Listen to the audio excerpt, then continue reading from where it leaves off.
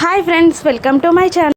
నందు శ్రావ్యని పెళ్లి చేసుకోనని అహల్యని గౌతమ్ని అవమానించడంతో ఆ విషయాన్ని ఇంట్లో చెప్పగానే నానమ్మ గౌతమ్ పైన ఫైర్ అవుతుంది. రెండు కుటుంబాలని విడదీసినంత ఈజీ కాదు ఒక పెళ్లి జరిపించడం అంటే.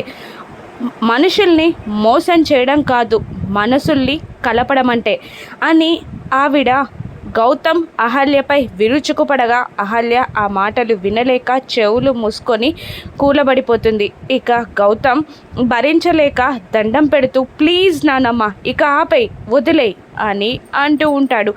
ఇక ఆవిడ అయినా వదలకుండా, ఏంట్రా ఆపేది, ఎందుకు ఆపాలరా, అంత పౌరుషం ఉన్నవాడివైతే శ్రావ్య పెళ్ళిని నందుతో జరిపించు అని ఆవిడ ఛాలెంజ్ చేస్తుంది.